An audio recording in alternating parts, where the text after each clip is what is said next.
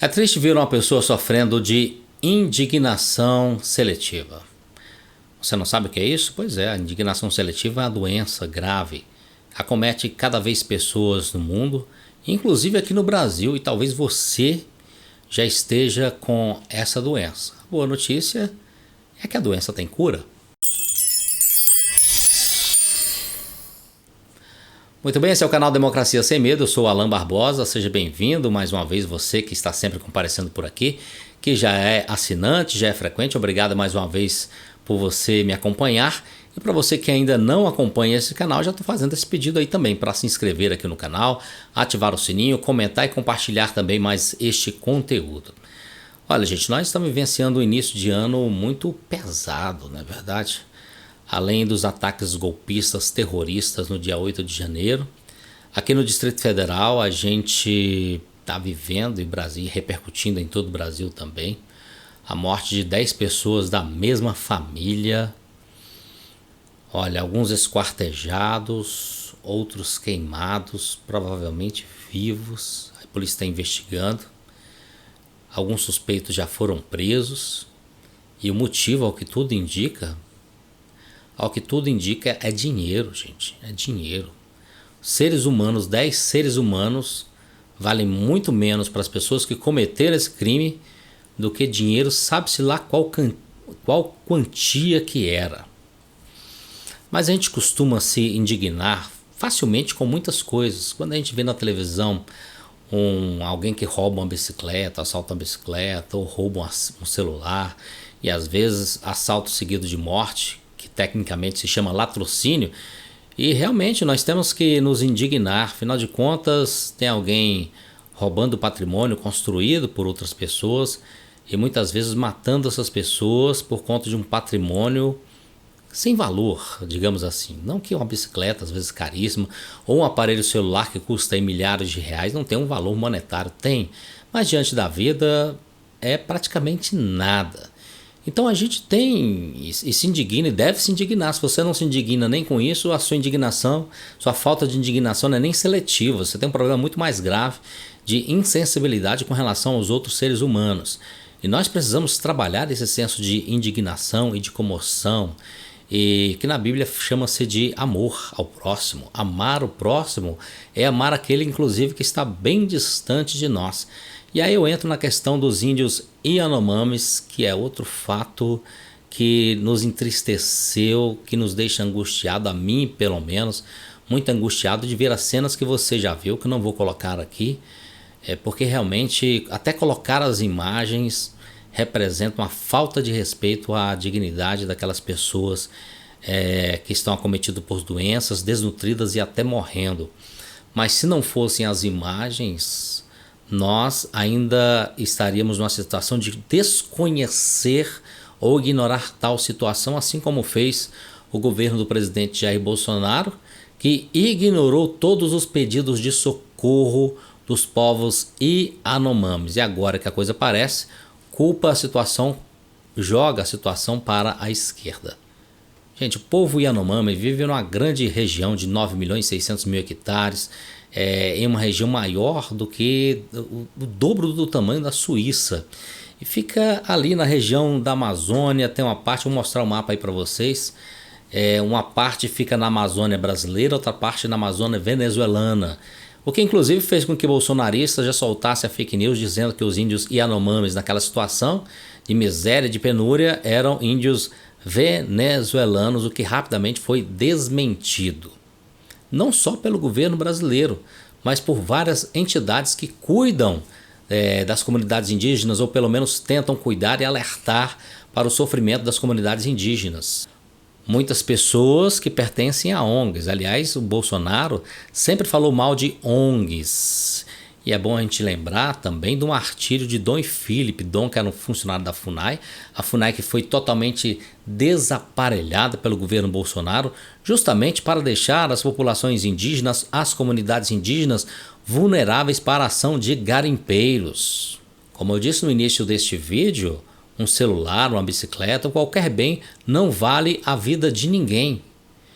Muito menos o ouro que esses garimpeiros buscam, o ouro, alimentar o mundo de ouro. Olha, aqui na minha casa eu só tenho um objeto de ouro, que é essa aliança que você vê na minha mão, minha aliança de casamento. Foi a mesma de noivado, depois dei uma derretida e complementei para ficar um pouquinho mais grossa. Mas me arrependo muito, poderia buscar aí, sei lá, um outro metal, latão.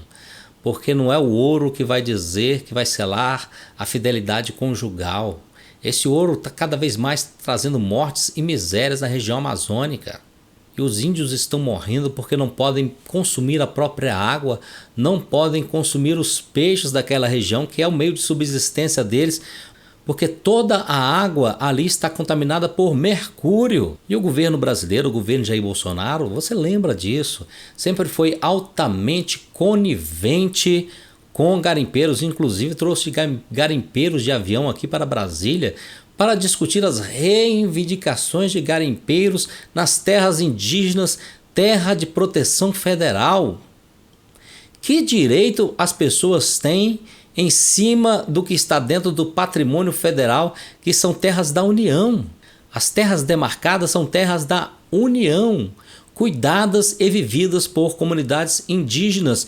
De lá eles tiram o seu sustento, a sua sobrevivência e alimentam as suas culturas. Eu acho tão curioso quando as pessoas falam de defesas do Evangelho, de defesa da Bíblia, da Palavra de Deus, e se esquecem que água e natureza são criações de Deus, precisam ser preservadas. Como é que você me fala que segue a Bíblia Sagrada, a Palavra de Deus, se você é incapaz de ter sensibilidade de ver que as águas e as florestas, que são criação de Deus, segundo a sua visão criacionista, que é a minha também visão criacionista, se você é incapaz de perceber e cuidar disso, como é que você fala que defende a Palavra de Deus? E estou dizendo isso porque nós estamos no Brasil, autodeclarado cristão pela maioria das pessoas. A Igreja Católica, assim como algumas entidades sérias que são ligadas e defendem as aldeias indígenas, as comunidades indígenas, foram criminalizadas pelo governo de Jair Bolsonaro. Vocês lembram disso? As ONGs foram criminalizadas, mas daí o presidente Jair Bolsonaro alimenta uma ONG evangélica. Sabe com quanto? 872 milhões de reais. Dinheiro que era para o cuidado da população indígena, sendo utilizado para o trabalho de conversão religiosa. E aí a gente volta ao ano de 1500, quando o genocídio indígena começou, quando os portugueses invadiram o Brasil, porque aqui já havia gente, já havia pessoa. Sim, pessoa, índia é pessoa. Eu sou pessoa, a palavra pessoa hoje não soa bem, pouco me importo. Belchior, essa frase. Eu sou pessoa, o indígena é pessoa, nós somos seres humanos, nós somos filhos do mesmo Deus. Qual é a sua dificuldade de entender isso? Se ter deixado as pessoas a morrer durante a pandemia não pode ser caracterizado como genocídio, agora deixar os povos Yanomamis à mercê da sua própria morte é ou não é genocídio? Há muitas maneiras de se matar uma pessoa. Entre elas está deixar a pessoa relegada ao abandono. Aliás, esse processo de desumanização do povo brasileiro que faz com que ele tenha uma indignação seletiva, ou seja, se revolte para determinados casos e feche os olhos em relação a outro. Eu vi nos olhos até de pessoas que até pouco tempo eu considerava como pessoas amigas, pessoas boas. Um dia estava aqui num evento cultural aqui na minha cidade, um evento cultural, e de repente alguém foi recitar lá um poema, um verso indígena, e um colega chegou e falou para mim assim: olha aí o seu pessoal. Eu falei, sim, se eu não sou descendente de indígena, nunca fui buscar minha história nesse sentido, mas eu admiro a cultura indígena, já estive no Xingu, já presenciei um pouco, não vivenciei muito, mas bem pouquinho mesmo, mas tive a oportunidade de ver em loco como eles vivem. Gosto da cultura indígena, respeito a cultura indígena. Só para não esquecer, eu mostrar aqui o livro do Leonardo Boff, que acabei de ler, O Casamento entre o Céu e a Terra, maravilhoso, com contos indígenas. Mas aí, eu conversar com esse amigo, eu falei para ele que estive no Xingu, e ele falou assim: pois eu já tive no Mato Grosso e por mim eu matava um por um. Pois é, eu até pensei que ele estaria brincando, e falei assim: rapaz, mas tá com pensamento nazista, parecendo Hitler, para matar os judeus. E ele debochou da minha cara. Ali eu vi que perante mim estava um fascista, um nazista. E como conta aquela história, se tiver 9 nazistas sentados numa mesa e você sentar, ali terão 10 nazistas. E como eu não sou, me retirei e também já cortei minha relação de amizade. Posso até dar um tchauzinho de longe, mas amizade com fascista e com nazista realmente não tem conta, não tem como, porque é uma postura totalmente inaceitável. Aí, como eu falei no começo do vídeo, a indignação seletiva tem sim, viu, gente? Tem cura, mas é preciso primeiro você reconhecer que está errado. E a maioria das pessoas que tem indignação seletiva acha que estão certas, que estão corretas.